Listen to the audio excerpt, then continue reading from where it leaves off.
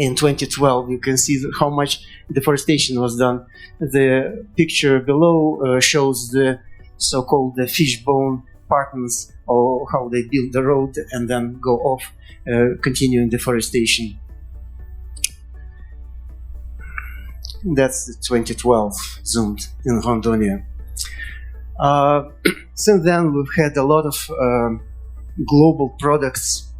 For example, this one is from University of Maryland on tree cover extent, forest loss and gain. Then we had global forest loss by drivers, which is very interesting to see that in different parts of the world the drivers are different. And particularly in South America, you can see commodity-driven deforestation is prevailing. And what is this? Deforestation mostly for cattle range. And of course, for agriculture, oil palm and soy expansion. You can see here the part where the soybeans expansion is.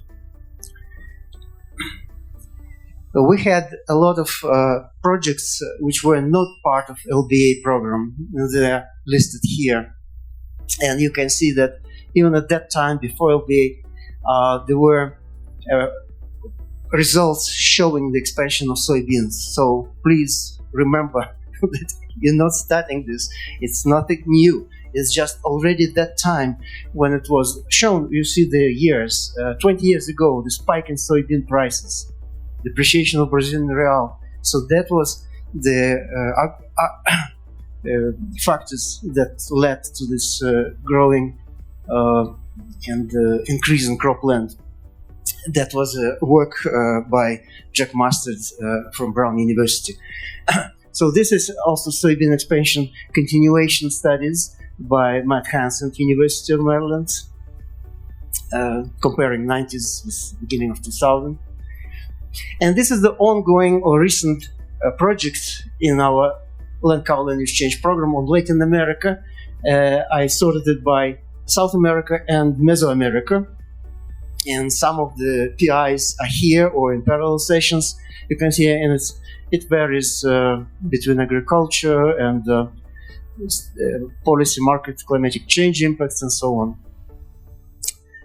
And one of the speakers today was a keynote speaker, Megha Jain, is one of our PIs too.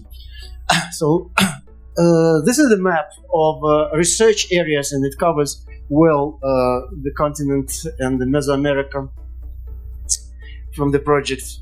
Systematic missions include the Landsat program, as I mentioned before, and Terra and Aqua.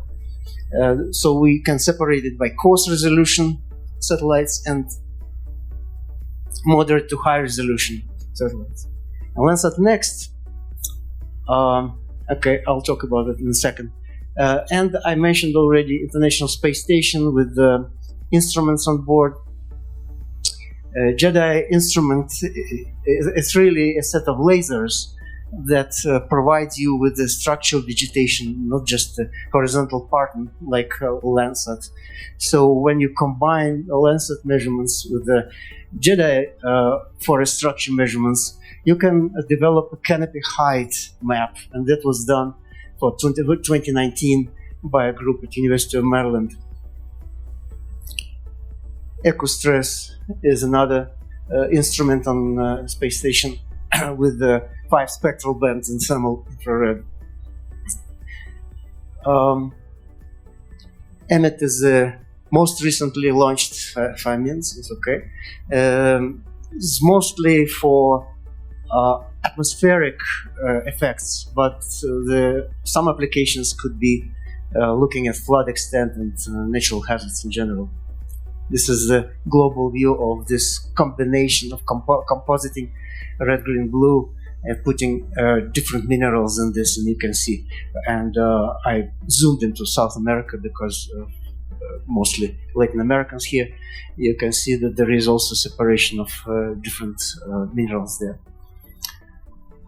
SWOT is another mission that could be used for studying land surface, although it's mostly for ocean, but on land the data will be collected over lakes, reservoirs, and wide rivers. That's radar interferometer data from K-band. And NISAR is what we're expecting to come out very soon, maybe in a few months.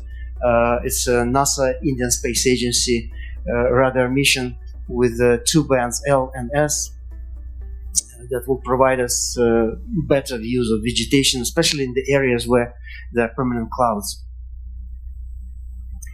Nightlight data are very important because they can provide, especially when you look dynamics in time, you can see the changes in urban centers, and there are various applications. I looked at the work by Guerrero and Mendoza over Mexico, and you can see that if you look in time series, you will see the changes in illumination.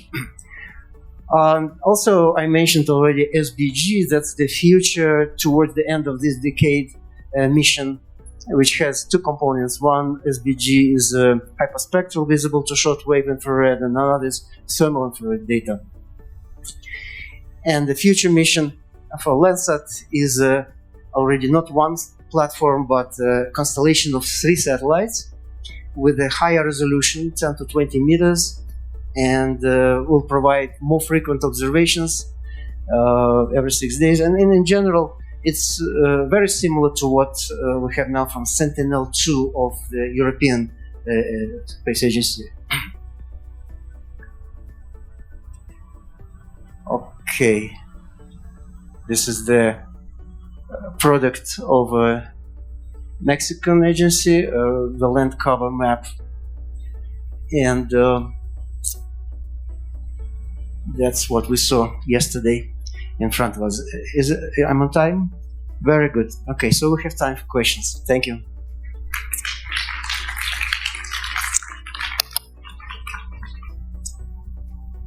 Anyone? Burning questions about NASA headquarters or me personally? Like, why do I have this accent? Yes?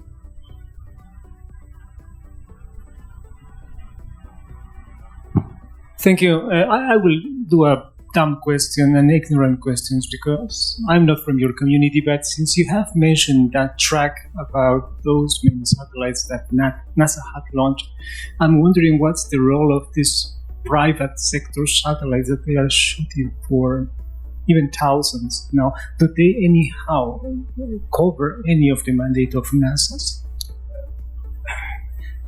Yes. I didn't put the slide here about commercial satellites. These are so-called very high-resolution data.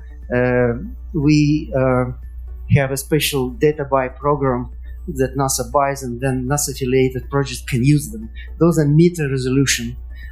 Planet is one of the companies that has 3-meter resolution.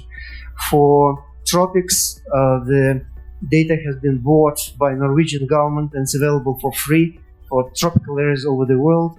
Recently, Bezos Fund announced that they will continue buying this data, so those who don't have money are in good shape. Now they can use for tropics only.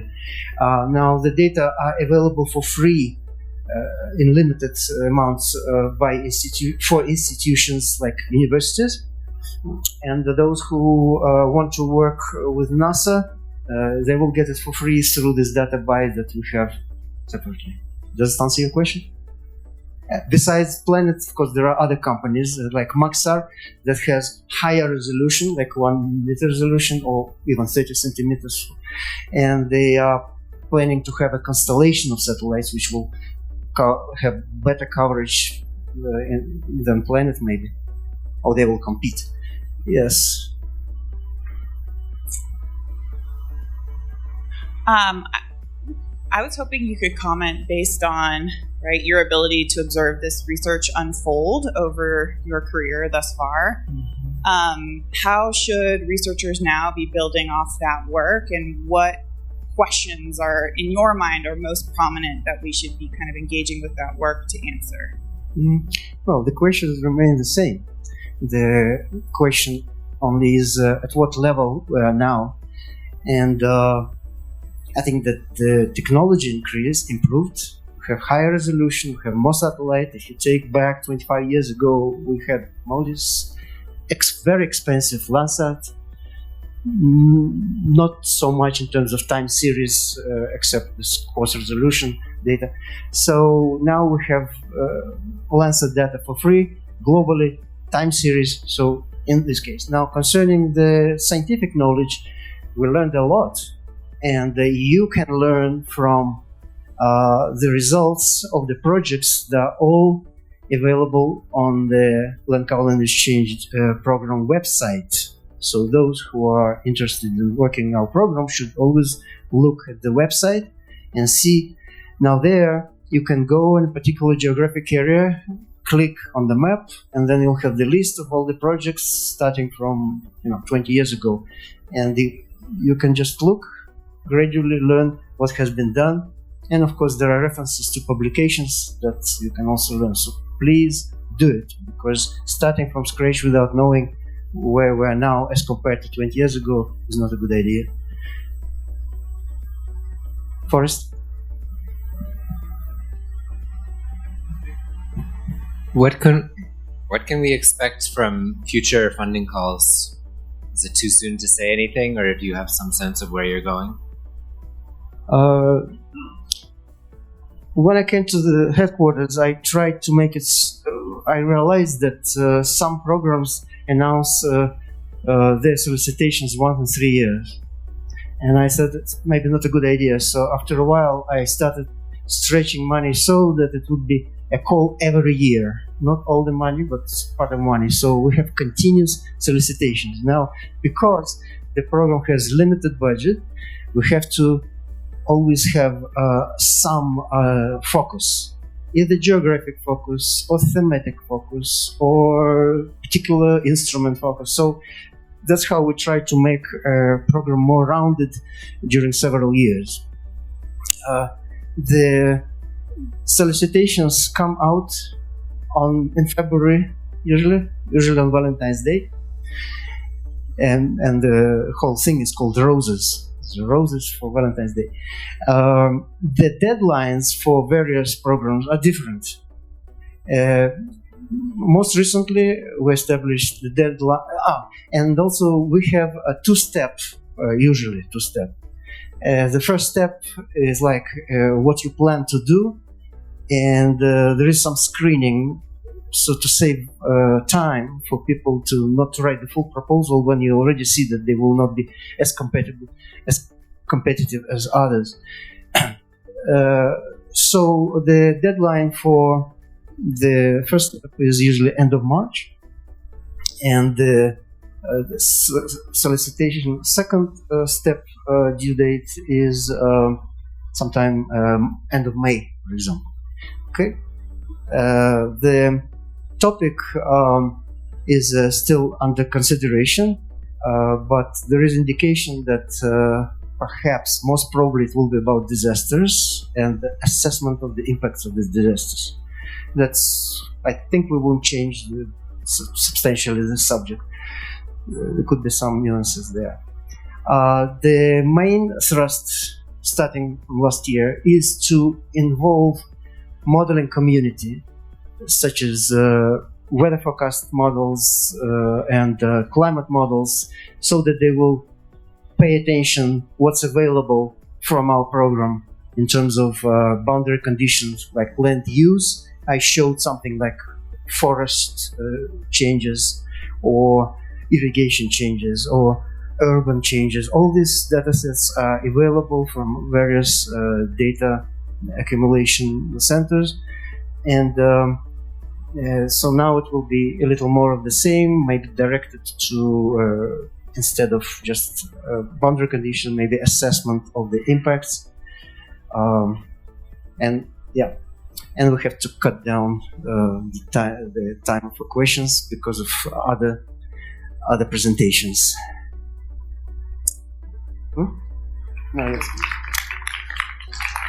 Welcome to the program. We always enjoy newcomers. So, do we have speaker Sean Sloan? Yes, Sean, please. That one. All right, so let's begin. Sean Sloan, a review of the novelties of Latin American land change since the Great Acceleration, a preliminary rambling of some recent research. So this research begins with my recent dismay or dissatisfaction with land change science, at least in my corner of it. As a subfield of science itself, I feel that generally land change science has become more clever than it is smart, much like humans. We're more clever than we are intelligent. It's arguably focused, I think, too much on computation or biometric data modeling more than on meaningful explanation of land change and its human dimensions. Also, as a community, I think we have focused too much on some given regional dynamic more than we have tended to establish that dynamic as a phenomena unto itself, as an empirical regularity or a generality. And we have tended to flip from dynamic to dynamic over the decades, having knowledge that is ultimately, at best, fragmented or faddish as a result. And at worst, sometimes we rely on a disparate collection of case studies that are united as much by assertion or assumption or conceptual model as it is by any empirical regularity again. So all this griping and dissatisfaction led me to this project here, which is a review of major themes of land change in Latin America over the last 30-ish years, a generation or so. So the point was here to summarize or scrutinize how or even whether trends for these themes of land change over the last 30 or so years have in fact truly departed from the norms of the late 20th century. So this is to say how or even whether current trends are in fact novel given the history of these trends for these themes. And the 30-year period is sort of the onset of economic globalization, though by no means its beginning. So the answer to this question is how, or the answer to the question of how or whether are these trends novel is, somewhat ironically, too great to fit into this presentation. So here I'll just limit myself to summarizing a few key points and a few key lines of inquiry from this larger review, which is still ongoing. So the first theme we'll look at is that of livestock and forest conversion. So as historically, agriculture and pasture expansion were and are still major factors of forest conversion. They are the factors. But expansion in some respects is pausing, and in other respects, it's shifting forms. So as we see here in the bottom graph, for Brazil, but all other regions of Latin America in general, forest to pasture conversion accounted for the lion's share of forest conversions, 3/4 of gross forest loss since the year 2000. So on the bottom graph, the countries or regions are scaled horizontally in terms of their area of forest loss, and the various colors represent the land use that precedes forest conversion since the year 2000. Pasture or ranching is in pink, and of course dominates across the board. And yet, despite this predominance on the bottom of forest to pasture conversion, as historically was the case, the total area of pasture has recently remained largely stable, largely after the mid-2000s. And we see this for Brazil specifically in the top graph there. So in part, this apparent contradiction of, on the one hand, widespread forest pasture conversion, and on the other hand, stabilizing pasture areas, is explained, at least in part, by the increasingly frequent transitions of pasture to, amongst other reasons, but especially industrial annual cropping, namely soy, but not exclusively soybean. So in general, about 2/3 of the area of such industrial annual crops, like soy, derives from pasture, making cropland increasingly a powerful but indirect driver of forest conversion. And this is something that was not the case some 30 years ago, at least not nearly so acutely as now. Now, additionally, slowing pasture expansion reflects greater forest conservation measures, which is part of this review but not discussed so well here. And it also reflects the increasing industrial or agro-industrial efficiencies of beef production, which now in Latin America and Brazil includes industrial feedlots, something that was not the case a generation ago. As you see at the top graph there, for Brazilian beef production, it has increased twice as fast as has pasture area expanded since the late 1980s. Beef production increasing by 125% compared to 75% expansion of cattle pasture area. And indeed, the quantity of meat or beef per head of cattle has increased 30% over the same period. So to the extent that pasture is established to meet, demand for beef, which is questionable, there is reduced market demand for pasture expansion over the last, say, 20 years compared to historically. Okay.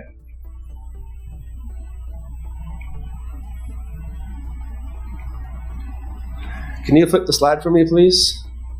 To the next one.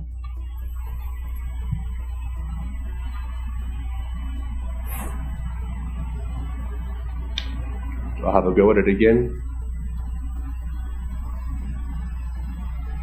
Nope. One more. That's my old presentation. There we go. That'll do. All right. So this review, again, being preliminary, has also identified shifts to mosaic land use as illuminating of land use industrialization and even frontier stabilization, if I could read the tea leaves to that effect. So here, mosaic lands are generally mixed land use with degraded vegetation. So typically observed as rustic or scrubby pasture, sometimes called rough pasture or trash pasture, or subsistence or semi-subsistence land use mixed with tree cover, again, always degraded in some form, right? It can be smallholder land use, but not exclusively for smallholders, okay?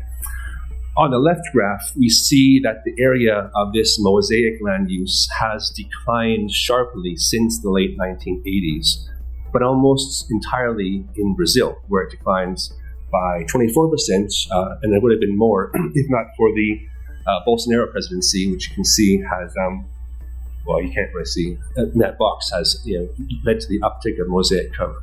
It also declined in Chile by about 10%, but in no other region of Latin America did it decline for reasons that are not immediately clear, but I have some theories. Now, this decline of mosaic land use, land cover in Brazil is, I believe, indicative of increasing land use industrialization or expanding land use industrialization, whereby mosaic land uses have gradually given way to more uniform, more specialized, more industrial, more extensive land uses, and especially so in the relatively forested interior regions, which are relatively subject to forest incursions. So, speculatively, I would say, the story is that mosaic land use has been eaten up by other industrial land uses faster and more extensively than it has been reproduced by, amongst other ways, further forest incursions. Now we see this story played out somewhat on the graph on the right-hand side, which divides Brazil into 4 different regions according to the percentage of forest cover in 2000 observed at a grid cell level. So we have the region of grid cells with less than 25% forest cover, 25 to 50, 50 to 75, and then over 75% forest cover. For those regions with more than 25% forest cover, we see the downward trend to mosaic land cover, as per the national trend. And for those same regions, we see the upward trend in pasture, which is the dotted line there, right, for each region again. The notable exception, the inverse to this rule, is that region with less than 25% forest cover, the red line and the red region in the top right hand there. That has the opposite, where it had declining mosaic from the 1990s, it has increasing mosaic since the early 2000s, whereas it had the increasing pasture over the 1990s, now has stabilizing and decreasing pasture to date. This, to me, is perhaps the most unprecedented land change observed over the last century, because it is literally the opposite of the history of Latin American land change over the last century or even 2, expanding pasture, contracting forest. It is somewhat the opposite. Now, common thought is that this new mosaic, scrubby forest cover, it generally arises in Brazil and across the continent, where it does from land use extensification and contraction.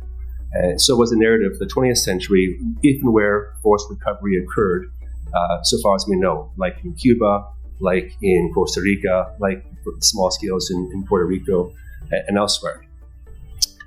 But over the last 30 years, there have also been seemingly new forms of forest expansion, even net forest expansion, but now characterized, I think, more by land use industrialization and intensification rather than by land use extensification and land retirement or abandonment.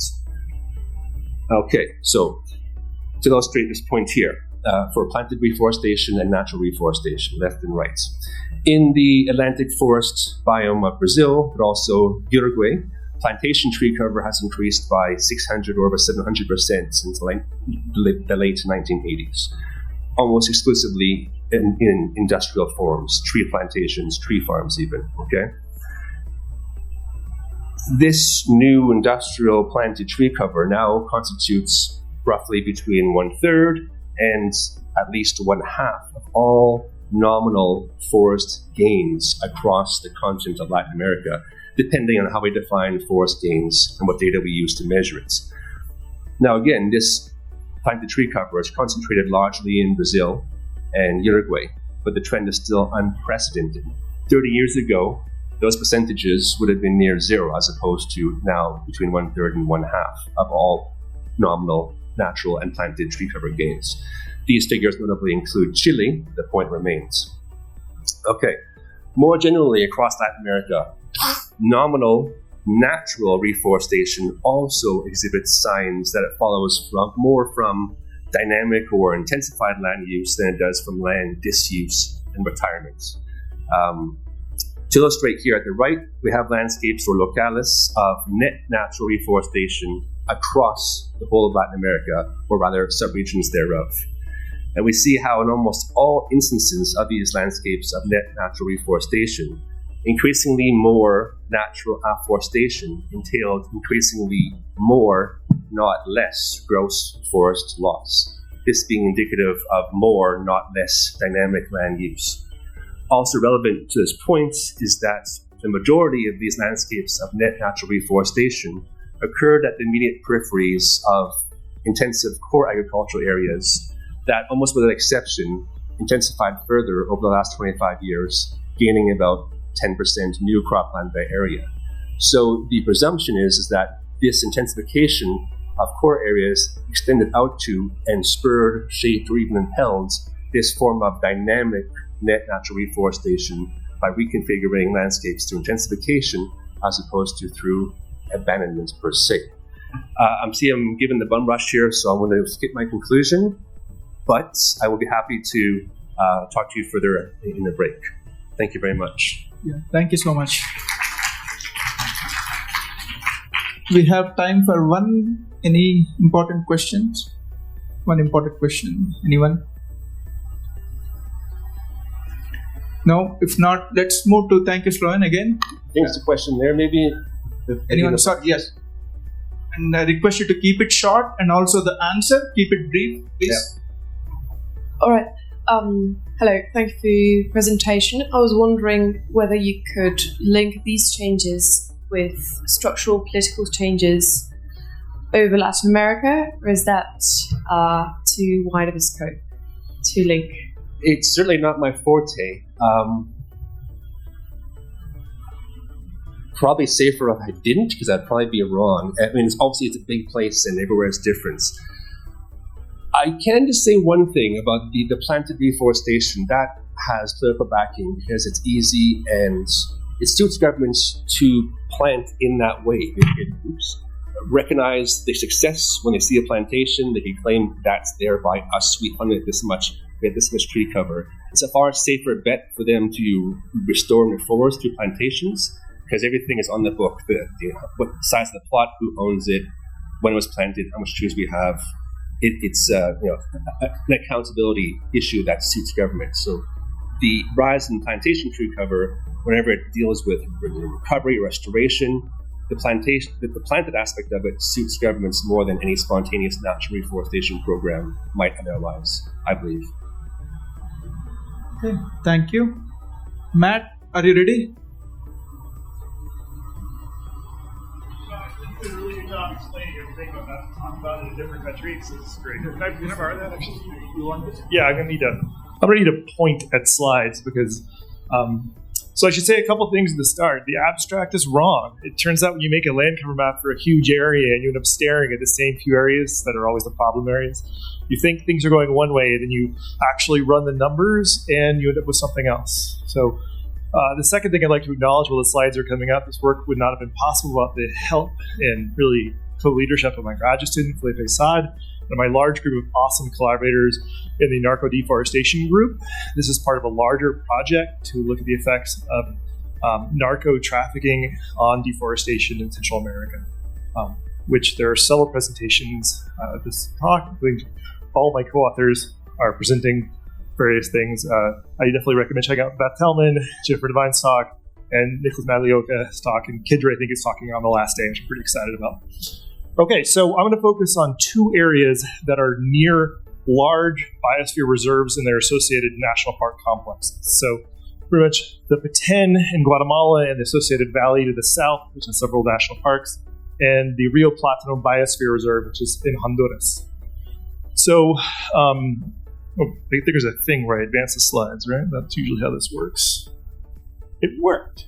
So this is a region that has experienced extraordinarily rapid forest loss. We know this from a lot of different recent studies.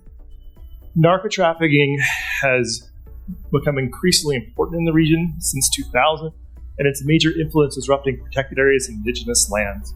So this is a first pass. It's a very new analysis that I'm running. I'm still in the middle of it. The big questions kind of guiding it are how well have protected areas function to maintain mature forest cover and encourage regrowth? And what's really driving mature forest clearing? So just to orient you a little more in the landscape with my not great maps, I teach GIS and cartography, and yet I constantly make bad maps, but this works, I hope. You can see there's just a large number. In colors are the national parks. They protect some very large core forest areas. There are big areas outside the parks. And we have a kind of purple line buffer zone around those parks as well to analyze. So I'm going to show you probably very shocking. I wasn't really thinking about the fact that I'd have an incredibly saturated, hope no one has a seizure. So what I'm showing you here is breaking up into zones. So lowland is in purple, and upland above about 200 meters is in green. And then I shaded it by areas that are protected in dark colors and unprotected in light colors. And for this, I just did a first pass analysis. This is my first way of cutting through the data, trying to see if there are different trends in the uplands versus lowlands, inside the parks versus outside the parks in the buffer zones. And what this is, what I did to sort of address these questions is a large land cover mapping project. Now, it's been informed a lot by discussions with people who've worked in this landscape, but this is really just a first step. And it involved a lot of processing of long-term satellite data sets. You can kind of see the list here. We went all the way back to 1986. It's an extraordinarily cloudy region, so to get that far back, we had to summarize that every 3 years. So we're looking at composites. As we come forward in time, there's a lot more new information we can come in. It gets easier to map things. And we had about 12 classes, a lot of training data, and we're in the process of finishing our final accuracy assessment, looking at the change over time. Individual years were really, really accurate for forest on forest, better than 90%. But I don't really have time to talk about this. So if you want to talk about the methods behind this project, it was a good year of my life. So I'm going to skip it now. And I'm just going to show you, this is 1986. There's no secondary forest yet because it's the start of our time series. There wasn't a lot as we advanced into the early 90s, just not super calm on this landscape just yet. So I'm showing here Guatemala on the left, Honduras on the right. The main colors I want you to pay attention to as I go forward are just kind of this light tan pasture color, the dark green of the forest, and then the red of the savanna is not going to change. You can ignore it. It's very striking. But the savannas in this region are amazing because it's a direct transition from rainforest to pine savanna over 100-meter scales as the soil type changes. So we go forward in time. So it's 86. Sorry, I only can go forward. Oh, pressing the wrong button. There you go. 86, and then we go forward in time, and you can just see the massive amount of deforestation that occurred over this time period. 18 years. There's a large park in the middle of this region which has essentially disappeared in terms of forest cover, and there's a lot of forest loss going on in both regions. And then we go forward since 2004, a strange thing happens. Do you see it? More mature forest loss. It's like it's getting blown away. But look at the color of the tan. The tan is getting very light green color. And I'll go back, hopefully you'll see it the second time. There's been a lot of regrowth in this region, especially since 2016. That was a surprise. I alluded to it in the previous slide. We've seen a lot of tree planting since 2019, 3-year-old tree plantation. So we actually have to rerun our accuracy assessment, make sure we're not calling those regrowth by accident by looking at the high res incorrectly. And essentially, if I summarize this, I've got high protected areas. I was intending to point here. I'm talking through two microphones. Highland areas, lowland areas. So protected areas are distinguished by having lower rates of forest loss. And forest loss is actually, in Guatemala, leveling off. It's declining, which surprised me and was very exciting. The brown shows both wooded and open pasture. The open pasture is a darker brown. And you can see it's been relatively steady since 2000. Oil palm is hard to even notice. It's a little black line over here. It's now about 5% of the landscape. So this is looking at percentages of the landscape. It's been mostly expanding into non-forest zones. There's been some mature forest clearing for oil palm. What's really striking, I hope to use, if you look outside protected areas, there's been a sudden spike upward. About 10% of the landscape has been converted to some form of either planted or natural regrowth just in the last 10 years. So let's see, I got all my messages here. So the protected areas are kind of interesting in that they are all leveling off. There's been less deforestation. However, if you're looking at the rates, you might be wincing because these are very high rates of clearing, even leveling off. There's still quite a bit of forest that's left to be lost. If we look at Honduras, it's a very similar story. There's almost no oil palm in the landscape we looked at, though areas just to the west have a lot of oil palm. 5 minutes, wonderful. Protected areas, though, are not leveling off. So you see in the outside the protected areas, in the middle graph here and the far graph there, you starting to see this start to level off a little bit. But even after controlling for forest area, we see the rates just continue to decline in the protected areas. And I'm going to show you that visually in a second, and you'll see that there's a lot of illegal clearing going on within these protected areas. It's quite alarming and rather catastrophic for the communities that live there. So only outside parks have the deforestation rates declined. So if we look at that, my apologies, I hope this works for red-green color blindness. I really think it does because it's dark versus light. But I think of this as a fire. Here we have older being lighter yellow, newer being dark red. And you can see there are definite areas where we're continuing to chew into existing mature forest. And if you look in kind of the central Honduras, I'm going to advance one and show you the protected areas. There's just a lot of clearing penetrating really deeply inside protected areas. And in fact, since the last paper was done in this region in 2018, one of the coastal protected areas here, it's like a little finger sticking out, went from having no deforestation really into like half the park's now cleared. So this clearing that is penetrated, what's happening to the land? What's driving this?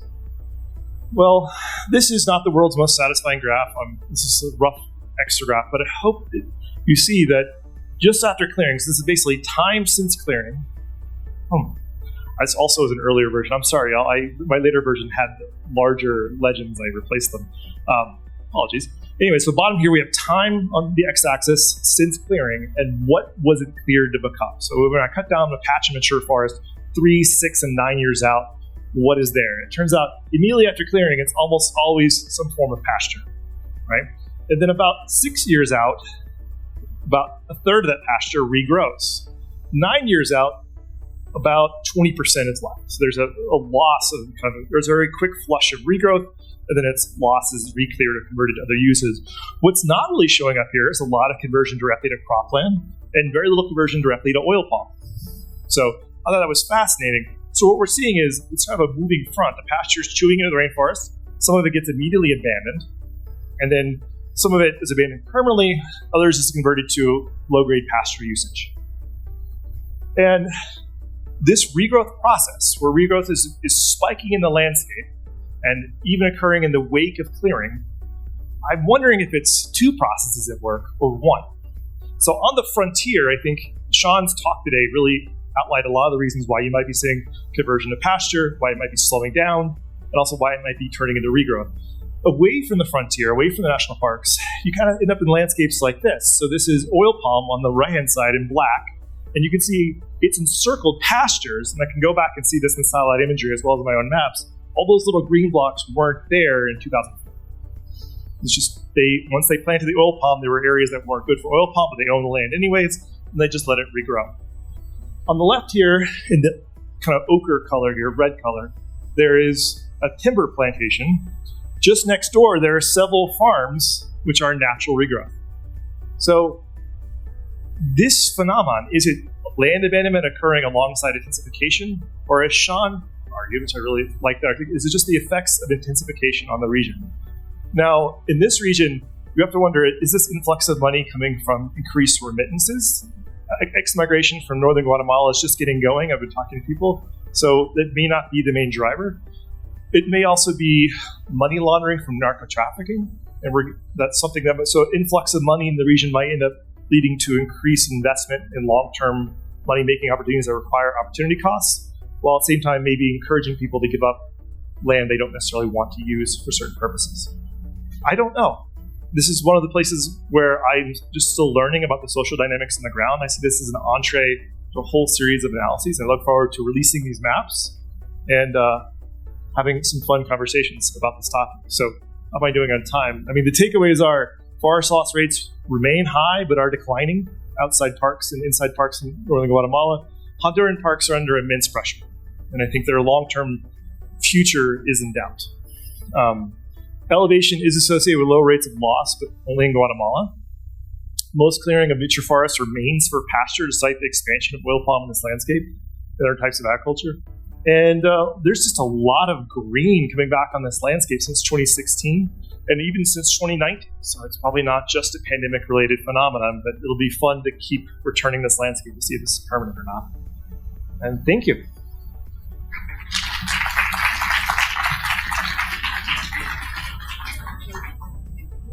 Time for one question.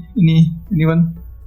Yes, I see a couple of hands raised, but please, apologies in advance. We can take only one question. Hi, thank you very much.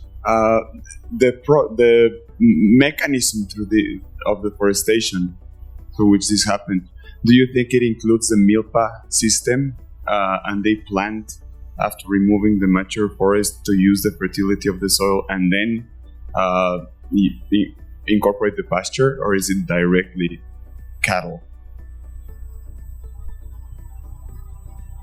Mostly, from what I've seen from Second Agriculture, there's a region where there's a lot of milpa production. Another part of it's actually outside our buffer zone I showed today, but it's very striking. It looks very distinct because you can see people planting and then growing and then planting again. It's absolutely beautiful. Actually, one of the biggest areas where we had regrowth that wasn't part of the stats was just off the buffer zone, where there's a huge region that's maintained tree cover over 40 years.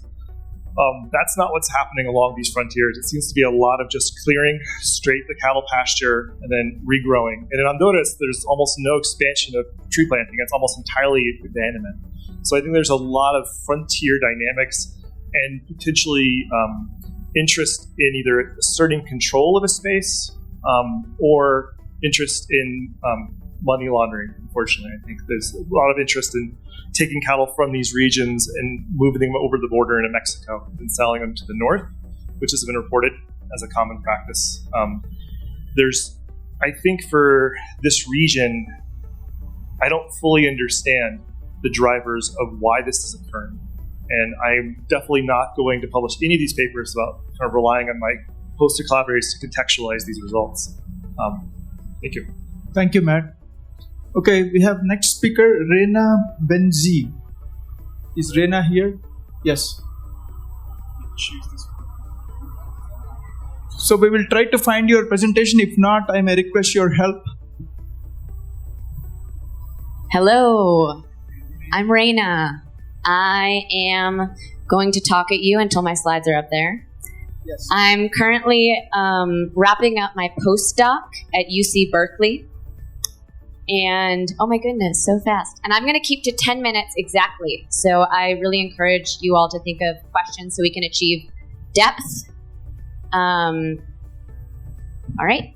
And so today I'll be presenting on a paper that my co-authors and I currently have under review. It's called Land Tenure Regimes Influenced Long-Term Restoration Successes and Reversals Across Brazil's Atlantic Forest. So forest restoration has gained a lot of momentum. The UN General Assembly declared this decade that we're in right now the decade on ecosystem restoration. But a lot, when thinking about land use and land cover change more broadly and restoration patterns more broadly, many initiatives haven't necessarily focused on this long-term component, meaning whether trees turn into forests and remain forests for the long term.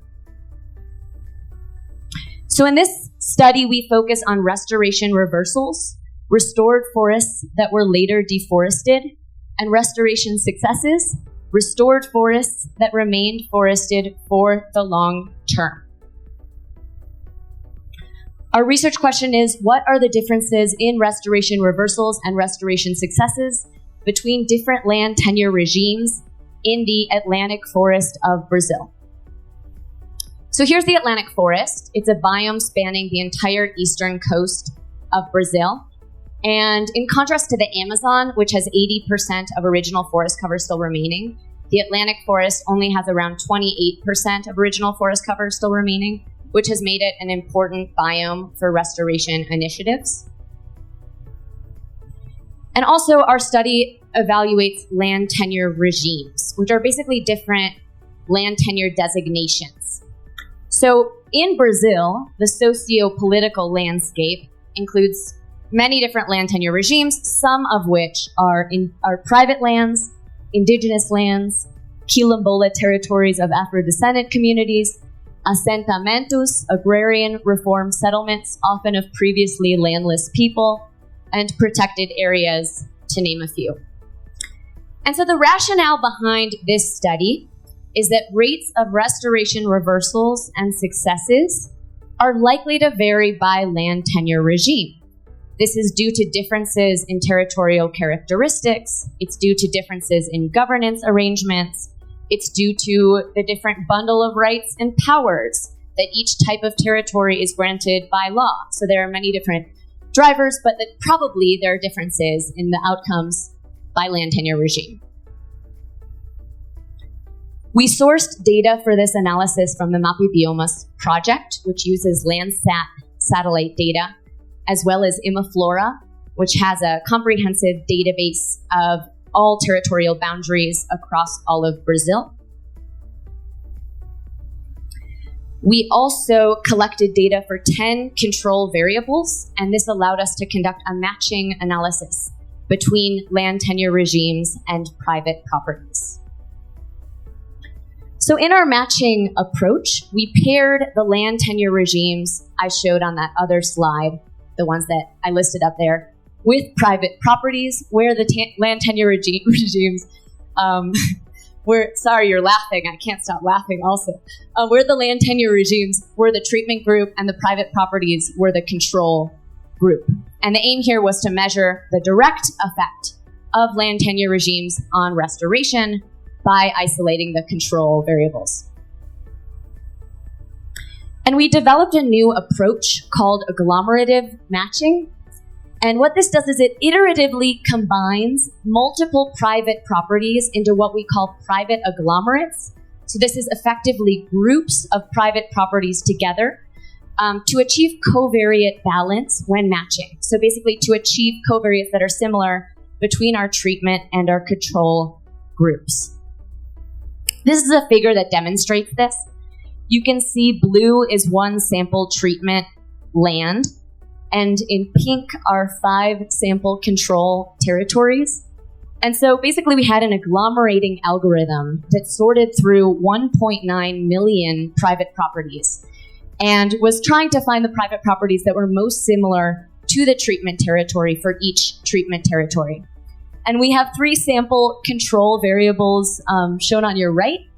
And as you can see where it says AGG, the private agglomerate had covariates more similar to the treatment than any of the control properties on their own. Why is this important? Well, this allowed us to not drop any data. And we would have had to drop a lot of data if we had done a standard matching approach. And so what we're looking for in terms of covariate balance is we're looking for our covariates to fall within the range of the dotted lines. And so that's generally below 0.1 is good balance. So when we ran another form of matching, we did not find good covariate balance. However, when we ran agglomerative matching, we did, where the covariates, the red points are the ones you should be looking at, fall within the dotted lines. So the results we found are that indigenous lands and agrarian reform settlements had significantly more long-term restoration successes than private properties, while protected areas and Quilombola territories had no significant differences. You can see the results here. And I'd like to highlight that specifically indigenous lands had an average of 189 hectares more restoration successes than private properties, and agrarian reform settlements had an average of 6.5 hectares more restoration successes than private properties. And then restoration reversals were also significant in indigenous lands and agrarian reform settlements, where they had significantly more reversals than private properties. So the implications, I'm not sure if I can go back a slide. Yes, I can. One thing just to highlight here is that that 189 number is a very high effect size. So to just keep that in mind, it's around 9 times more than the effect size for restoration reversals. And so that's particularly notable that result was particularly strong. The implications of these results are that long-term restoration has changed alongside socio-political context. And people have often enabled restoration to occur. And we saw this in indigenous lands and agrarian reform settlements, where communities have permitted trees to persist over time, whether this was intentional or unintentional. And I think that's important to keep in mind as well.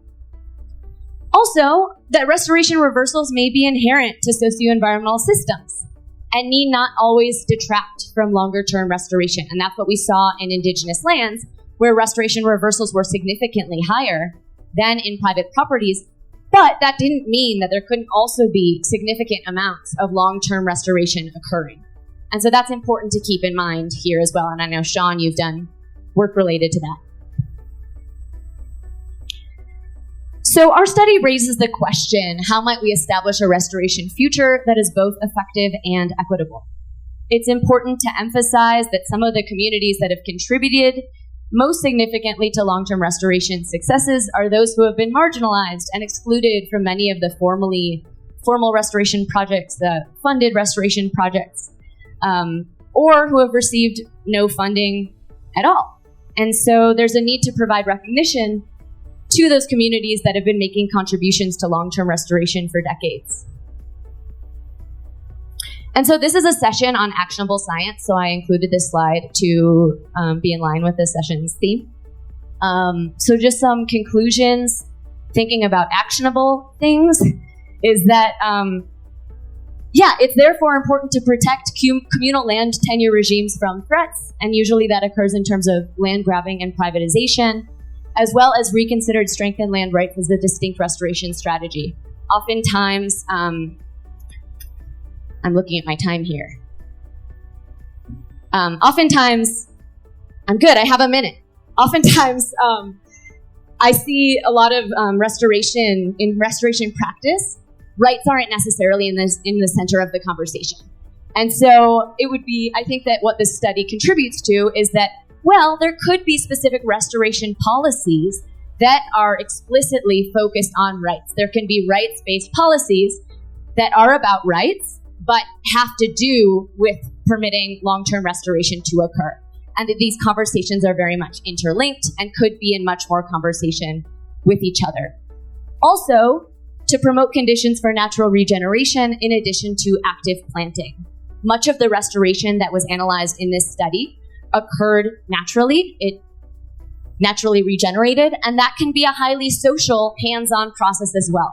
Just because seeds and seedlings aren't planted physically doesn't mean that natural regeneration can't occur as a highly social process. So that's what I've got. Thank you very much. Yes, we have time for 2 questions. I see 2 hands raised. Couple of them I saw her raise first, please. Hi, Reina. I'm Andrea. So I have one question and one observation. So for the question, while I'm super empathetic to the challenges of doing matching, I'm wondering if you could talk a little bit about this agglomeration matching and it just sounds like you're comparing different kinds of or different amounts of people in the decision making. So for instance, an indigenous land or quilombola land area would include communal decision making, whereas when you're agglomerating, you'd be including or comparing that with the decision making of, for instance, 3 individuals. So have you accounted for that in some way? And then I was really struck by the size of your effect sizes. And so I was wondering if you've clustered your error by municipality, which is the most common way of dealing with sort of these spatial autocorrelation issues with this kind of analysis. Thanks. Yeah. So first off, talking about the decision-making authority, and if I could have, I'm not sure if I can have my slides back. I have a slide after my questions, but that's okay if I don't, that talks to this, but that's all right. So yeah, well, first off, I love your paper. We talked. This paper is like so connected to this one. We cite you like 50 times. So thank you for your questions.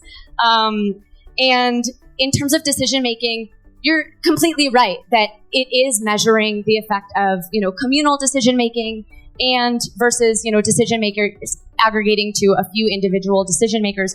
But that, the way I look at it, that is the politically relevant way of looking at how restoration occurs across the landscape, because there isn't a policy proposal to convert private lands to become communal lands. That then, that is how decision making occurs. And so it's more of the practical look rather than directly measuring, trying to control for different types of decisions being made. We're not trying to, agglomerate private properties to be equivalent to the same population as would be in a communal land tenure regime. Does that answer your question?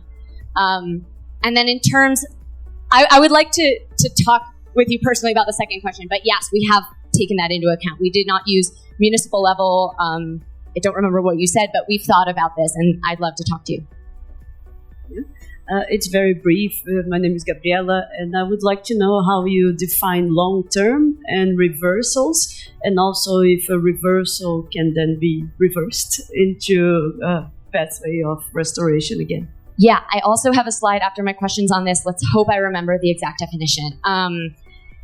Okay, so restoration reversals are restoration that occurred between 3 and 10 years, but with there was like I can explain this later, but between 3 and 10 years basically, and then was later deforested again before the end of the time period. And then restoration successes was restoration that occurred within the time period, but was not deforested again before the end of the time period. But we also left a little room. We didn't count I wish I had this slide. We didn't count in the last few years because it could have just been that if you had a restoration event, let's say our time period went until 2022. If you had a restoration event, say that started in 2018, it could still be a very short-term restoration event because we haven't had enough years to see if it's long-term yet. So we didn't include those last few years in the long-term, in what counts as long-term. So yeah, 3 to 10 years basically versus the entire length of our study period. Did you have a second part to that question? Yes, I don't think we have time for second part of the question. Cool. Thank you, Rena. Okay, Song, I request you to keep it 10 minutes, please, because we have 2 presentations, yours and another one. But I want to move the second one. So is Jose Garcia Hernandez here? Yes. How about we move to the afternoon after lunch, your presentation? Okay, we'll do first. Okay. So 10 minutes for you, please. Okay. Yeah, and 2 minutes for questions. We will be already late. Okay, please start. Thank you. All right. Okay. So I will be quick, and I may skip some points. If you want to talk, we can talk at your lunch. My name is Xiaopeng Song. I'm based at the University of Maryland. A few years ago, we published this paper in Nature Sustainability. In this study, as you can tell from the title, we mapped the soybean expansion from 2000 all the way to 2020. So the work I'm about to present is an extension of this study and the work we have been doing over the last 3 or 4 years. One of the work we have been doing is maintain the operational production of this data set. So we are doing annual update of the soybean map. This is the latest update, 2023. You can see red color shows soybean. It's very extensive, almost all over the continent. You can spot some red hotspots in Condonia, in Para, in West Paraguay, and so on. So there was a recent uptick in soybean area, if you see the line chart, particularly in Brazil after 2020. We produce the map every year, and we also validated the map every year, and we take the very rigorous statistical approach. We select a stratified random sample every year, and we go to the field to collect the reference data from the ground and use that data to evaluate the accuracy of those maps. So you see these, all the squares are the random locations of 2020, and the purple lines are the GPS tracks we recorded in the vehicle when we drive to the point. And so these are the accuracy numbers. On the left, you see the earlier maps. This table is in the publication. On the right-hand side, that's the accuracy table of more recent data. So we can see we can achieve the accuracy of roughly 94 to 96% overall accuracy. For a soybean class, the producer's accuracy and the user's accuracy are about 90%. The data is available online. You can download the data. If you prefer to use Google Earth Engine, you can analyze data directly on Google Earth Engine. So I just want to, we take a closer look of the data set to zoom in, this part of Mato Grosso. That's Google Earth image we see today. And we can, show this map. This is the first appearance of soybean, right? So you can, kind of see the dynamic of how soybean has been expanding from the kind of traditional agricultural area and along the, BR-163 highway. So first year, and then, you can do, these are the number of years with soybean cultivation. So blue color shows more recent, yellow shows more earlier ones.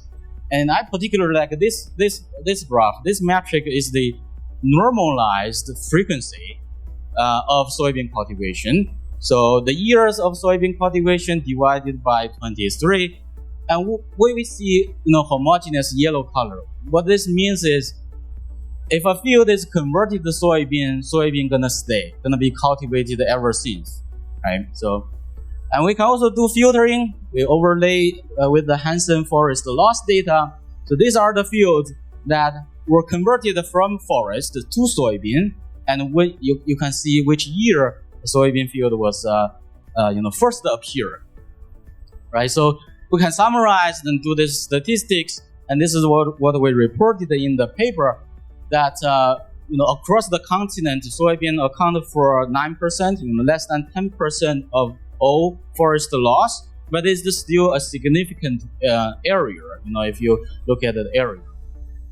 So that's the analysis we did. Another update, study we just finished is, we can ask a lot of questions with this data set.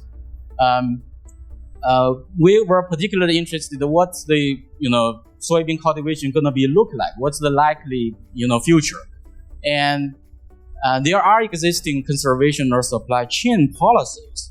How effective are the policies? And if we can ask, more proactive questions, what's the implications for new policies? So this is the work we mainly done by my postdoc. The soybean produced in Brazil is not only used for domestic consumption, but it's also used for by international market, exported to international market, to the European Union and China. So if you see the historical graph on the right side, the red color shows the portion of China. And so we calibrate the model to analyze the trade flow, use the historical data, and then we use then apply the model to project the total demand of soybean under the SSPs, 3 SSPs. So the first one, SSP1, shows the optimistic scenario. The soybean production is continue gonna increase and peak around 2030.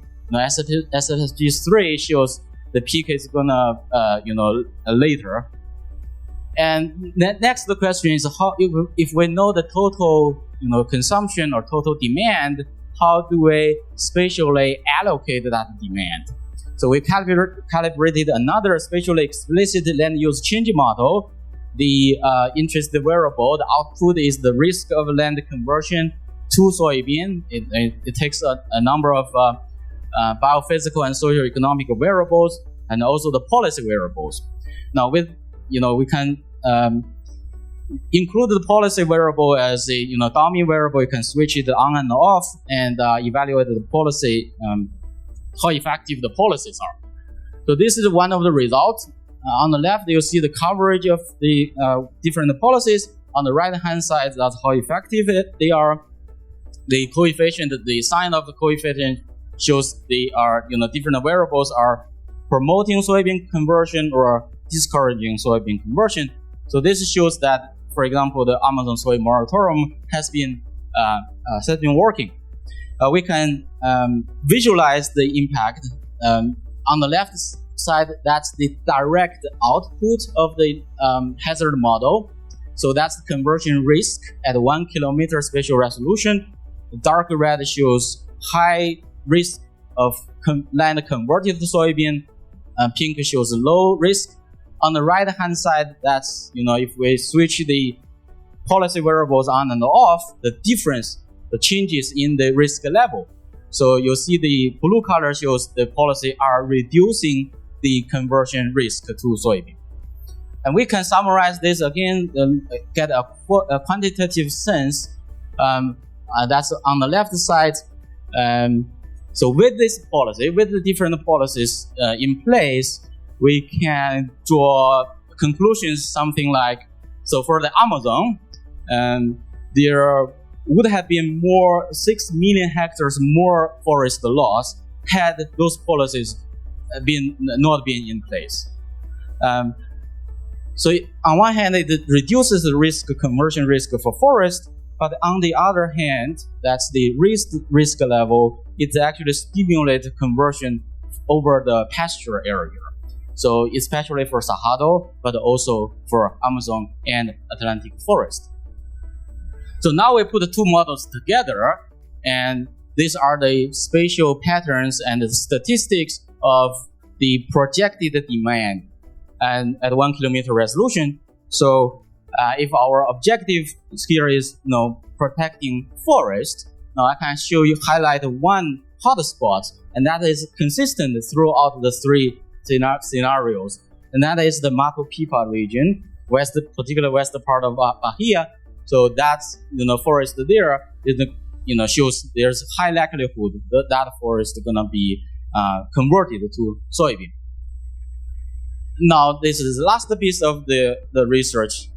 If we ask policy questions, how effective are if we know the policies are effective over the Amazon, what implications can we draw?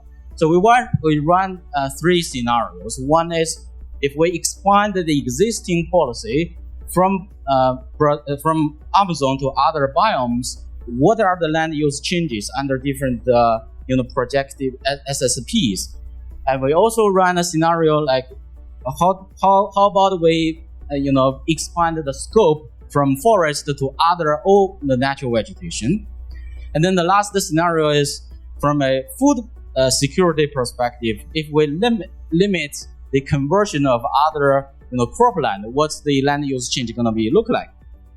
So again, a consistent or common pattern is that pasture is going to be the major land source to convert to soybean. And this goes back to the earlier talk in the keynote and the earlier talks today. If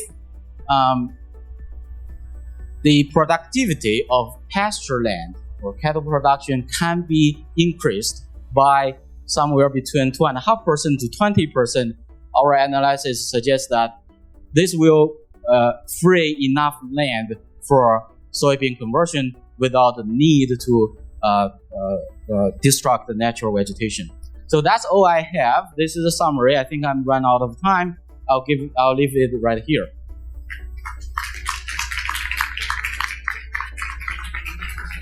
Time for one question, maybe? Any quick one? Yes, Matt. Really enjoy your work here and your talk. I was curious about pasture and intermediate land conversion. So you get a forest going to pasture, going to soybean, or in the case of the Cerrado, the pasture is often a form of natural vegetation, savanna, or grasslands that are sub-large and native vegetation. So especially for the transitions, are you trying to track when it goes from forest to pasture to soy, and how long it takes between that? And in the Cerrado, you considered relabeling that as pasture as something else where it's clear it's natural vegetation. Thanks. Yeah, really a good question. In our original, in that published study, we did analyze the time lag between from forest loss to the first appearance of soybean, and it varies across different biomes. And on average, it's somewhere between 3 and 5 years. So and that's so to address that, we set a 3 year threshold. If it is within 3 years, that's for sure that's soybean is the direct driver, because it takes time to cut down the trees, extract the root systems, change the soil, and prepare the land for soybean. Typically 3 years. But we also analyzed the legacy, the time lag. And I think there's more we need to dig with this time series data sets. Thank you. Okay, with that we will stop this session because we do have one more presentation, but we are going to move to the afternoon, which is going to start at 2:15. Again, 2:15, same room, same place. And especially speakers, the next session speakers, please ensure that you have all your presentations on the computer. Please check again because they are finding difficulty in locating your presentations if you have already uploaded maybe 1 week back or whenever it was. So please again ensure that you have your presentation ready so that we don't lose time. Okay, thanks again to all the speakers, and let's meet again back at 2:15. Thank you.